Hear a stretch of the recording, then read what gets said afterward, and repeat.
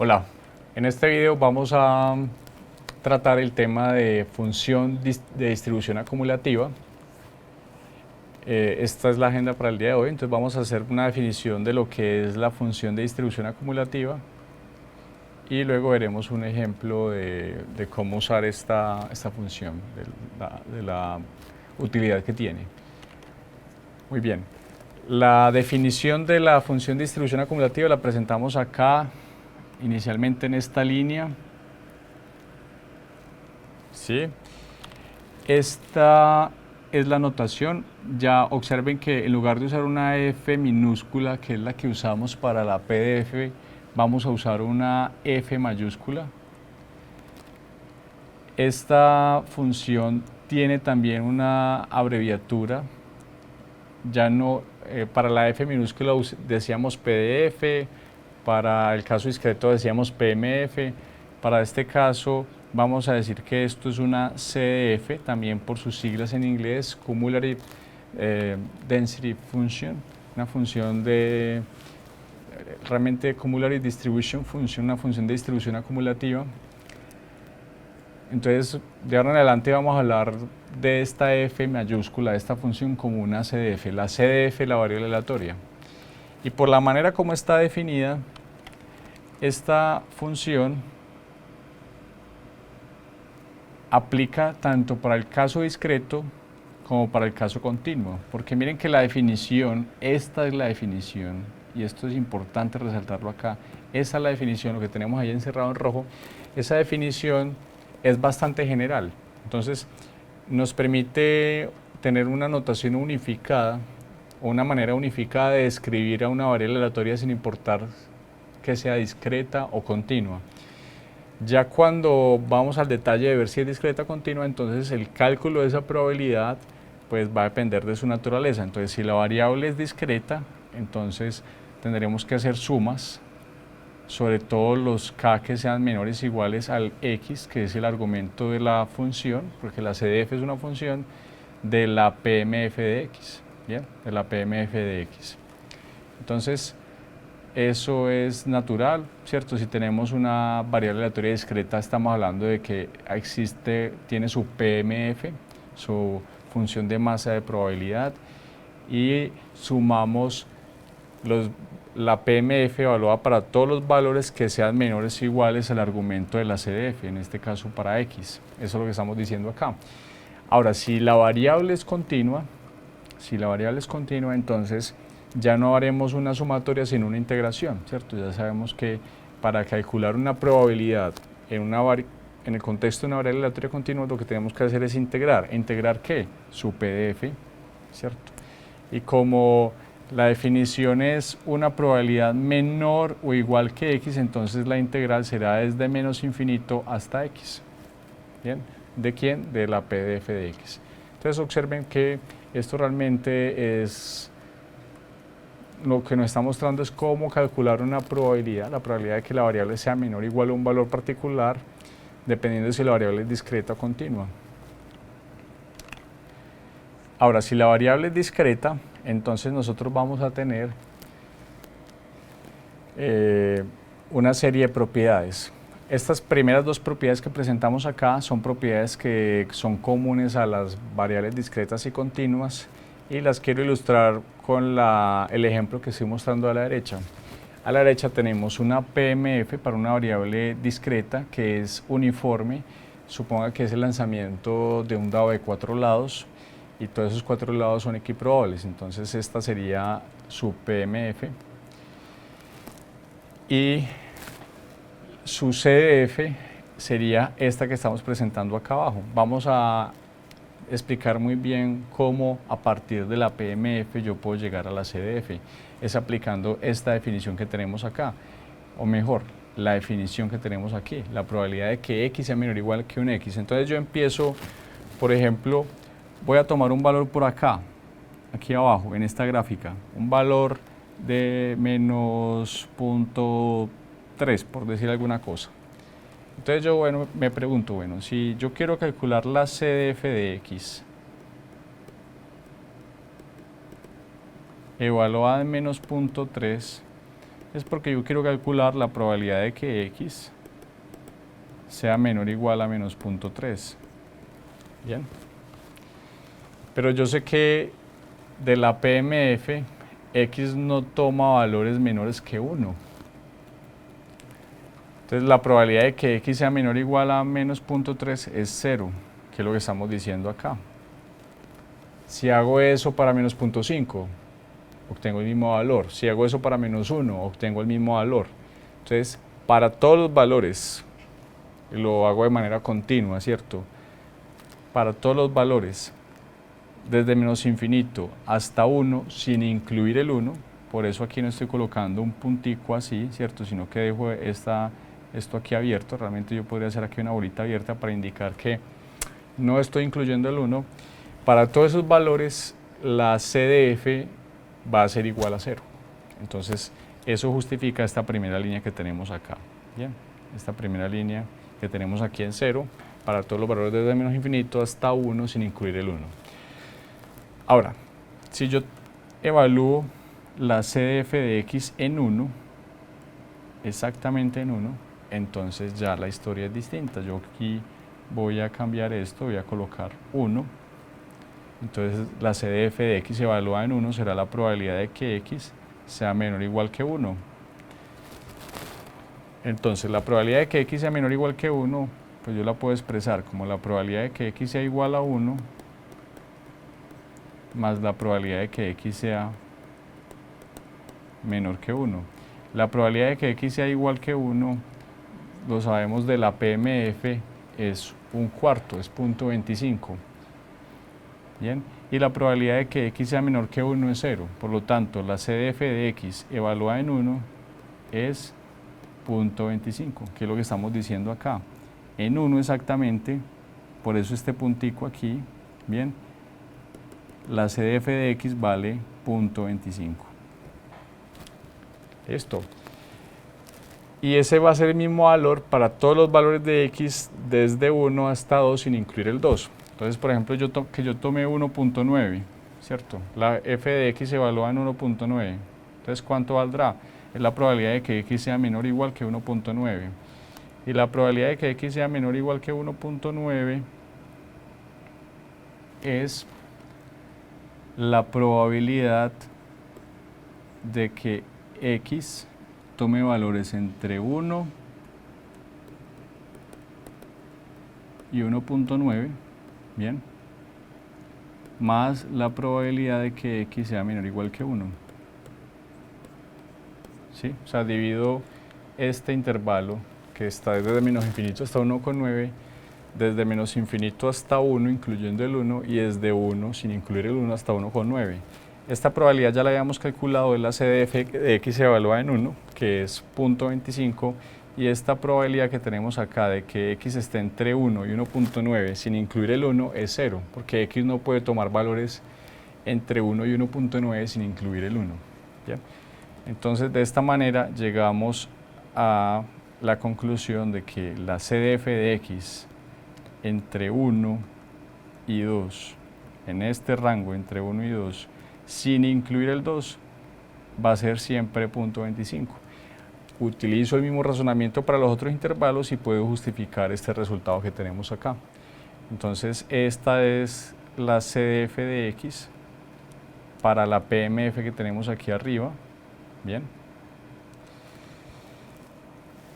Y con esta explicación, entonces vamos a entender un poco de las propiedades que tenemos aquí a la izquierda. Entonces empecemos con esta que tenemos aquí, la primera, y nos dice, si A es menor o igual que B, entonces la f de x evaluada en A es menor o igual a la CDF evaluada en B.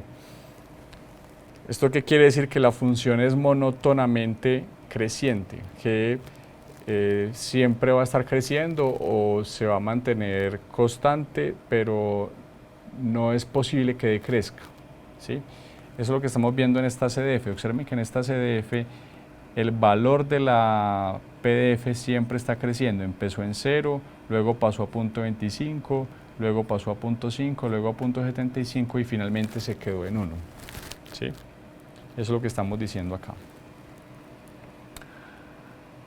Ahora, la siguiente propiedad nos dice, Cuando x tiende a menos infinito, aquí yo uso un poco de la propiedad de la notación realmente, lo correcto sería decir cuando x tiende a menos infinito, entonces la CDF de x tiende a 0. Observen que lo tenemos aquí, en esta CDF.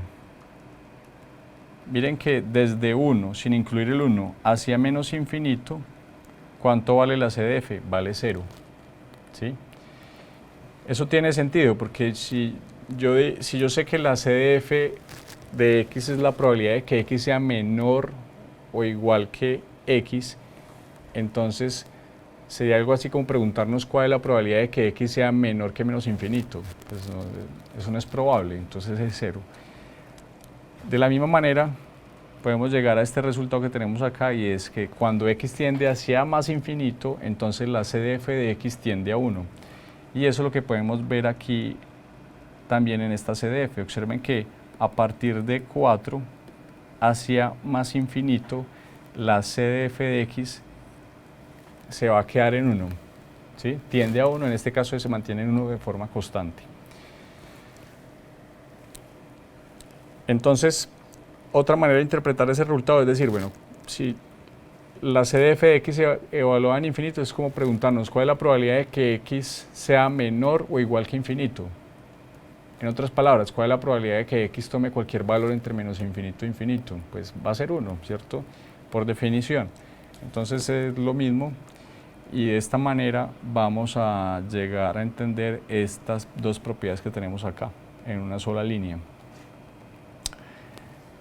Algo que también podemos ver en el caso de que la variable sea discreta es que la CDF es constante por tramo. Eso es lo que estamos viendo en esta gráfica. Permítanme limpiar un poco esto acá. Eso es lo que estamos viendo en esta gráfica. Observen que la CDF para esta variable que es discreta es constante por tramos. En este tramo entre menos 1 y 1, sin incluir un 1, es constante, vale 0.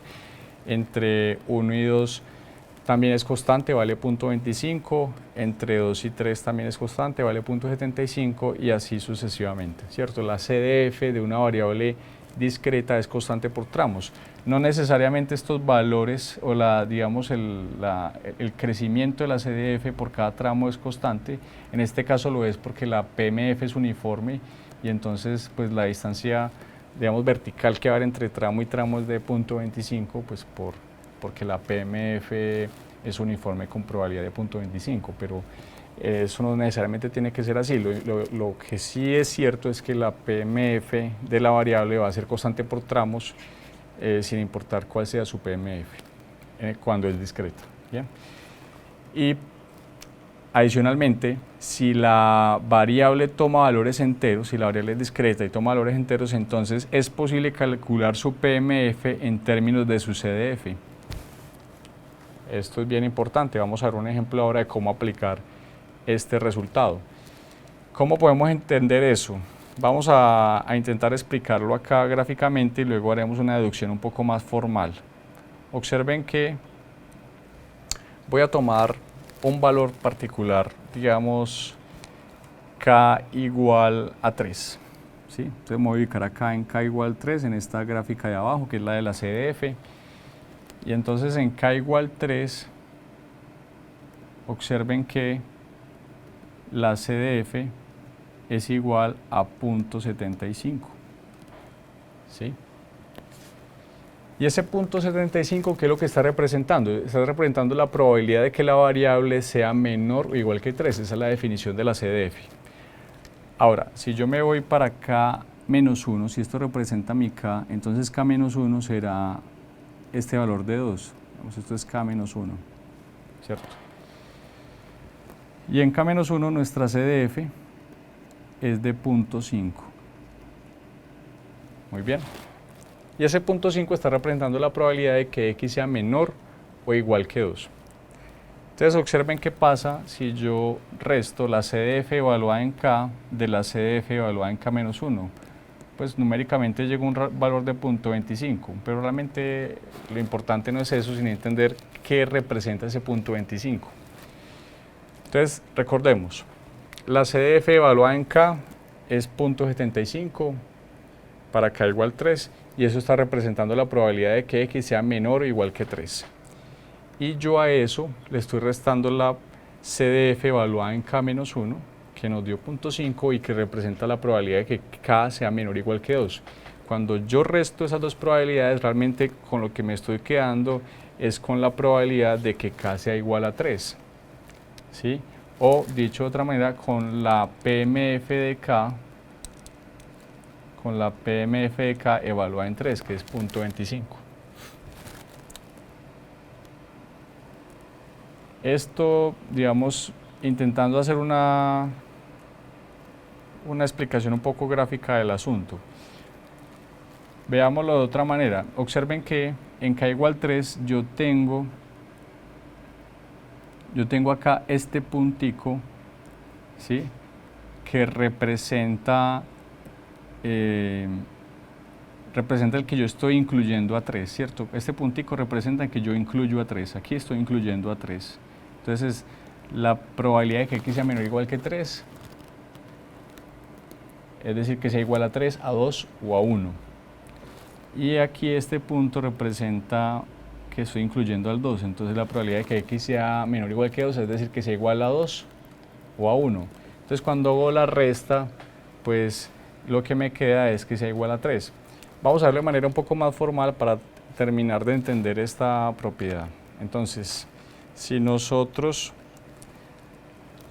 tomamos la PDF de X evaluada en K, sabemos que eso por definición es la probabilidad de que X sea menor o igual que K. Y eso por definición es la probabilidad de que X sea igual a K más la probabilidad de que X sea igual a K-1 más la probabilidad de que X sea menor o igual a K-2 más etcétera. Bien.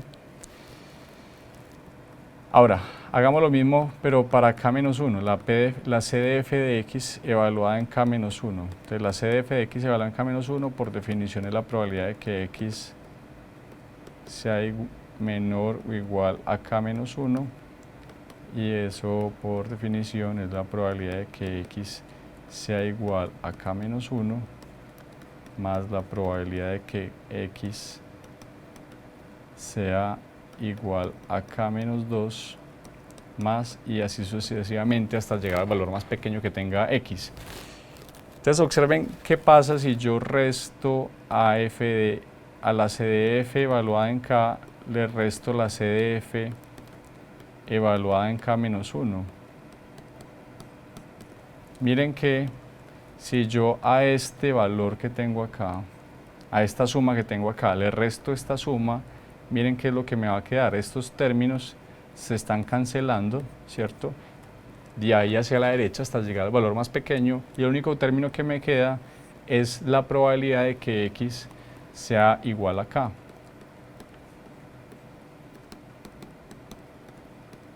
Y esto por definición no es otra cosa que la PMF de X evaluada en K. Y de esa manera pues puedo mostrar esta propiedad, ¿cierto? Entonces observen que yo puedo ir en las dos vías, puedo calcular la CDF de X a partir de su PMF, ¿sí? O puedo calcular la PMF a partir de su CDF. Entonces puedo moverme de un lado hacia el otro.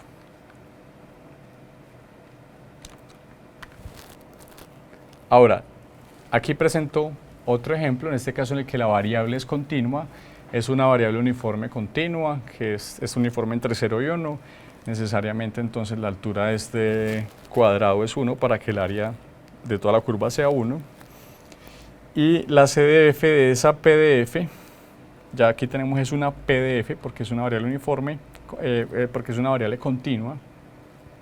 Y entonces su CDF es esta que estamos presentando acá, que fue calculada usando esta definición. Es la integral entre menos infinito y x de f de x de u. Vamos a interpretar de todas maneras este resultado gráfico que tenemos acá. Observen que lo que me dice la definición es, si usted quiere calcular la CDF de x para un x particular, entonces usted debe hacer esta integral. Entonces vamos a hacer el ejercicio para distintos tramos. Entonces supongamos que yo voy a tomar un x que esté por aquí entre menos infinito y 0, sin incluir el 0, ¿sí? Entonces, ¿cuál será el área bajo la curva? Porque al fin y al cabo esta integral lo que representa es un área bajo la curva de la p de f de x, de esta curva que tenemos acá, que es una recta. ¿Cuál será el área bajo esa curva para x entre menos infinito y 0? Pues va a ser 0, ¿cierto? Porque aquí la p de f, perdón, es 0 desde menos infinito hasta 0. Por lo tanto, la c de f también es 0. Entonces eso justifica el que la c de f sea 0 entre menos infinito y 0. Ahora, si yo empiezo a tomar valores de x, ya que estén entre 0 y 1, ¿bien? Digamos un x por acá, entonces yo tomo y hago la integral, ¿cierto? Para todos los valores que sean menores a ese x, entonces será calcular esta área que tenemos aquí, ¿cierto? Pues porque lo que esté a la izquierda de 0 va a ser 0. Entonces, la c de f de x para un x que esté por acá, por ejemplo, será entonces calcular esta área que tenemos aquí, y observen que a medida que este x yo lo voy moviendo hacia la derecha, lo voy acercando a 1, pues el área se va a ir incrementando, y se va a ir incrementando de manera lineal, ¿cierto?